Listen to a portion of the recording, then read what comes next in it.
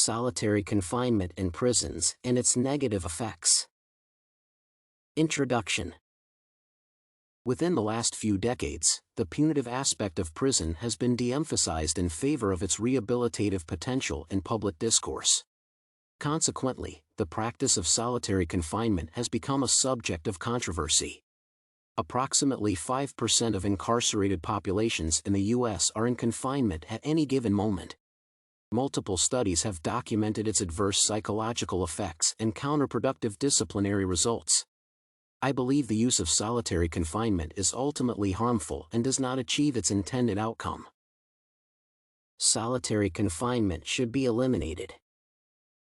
Solitary confinement has negative psychological effects because it deprives prisoners of their sense of agency and access to meaningful social contact.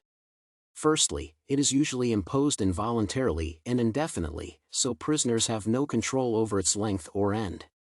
Secondly, it typically involves either the complete absence of sensory input or aversive overstimulation, such as a bombardment of loud noise and bright lights. These conditions, exacerbated by extreme social isolation, lead to sleep disturbances, stress-related reactions, aggression, cognitive dysfunction, and an increased likelihood of self-harm and suicide.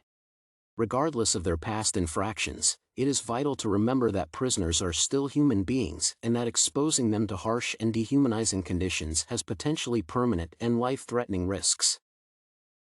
Furthermore, even if these ethical concerns are overlooked, research indicates that solitary confinement does not achieve its intended disciplinary objectives.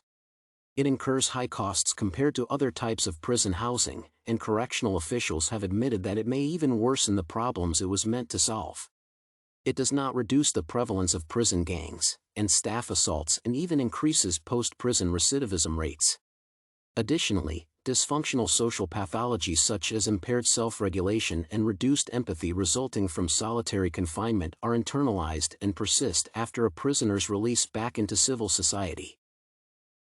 Conclusion.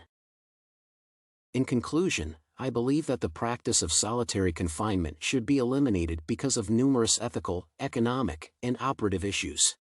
Subjecting prisoners to inhumane conditions and extreme social isolation is inhumane and results in dysfunctional cognitive and behavioral patterns that undermine their ability to re-enter civil society successfully. It is expensive, has no positive disciplinary effects, and even increases the likelihood of suicide and repeat offenses. The purpose of prisons has slowly shifted to re-education and rehabilitation, and solitary confinement is counterproductive to both objectives.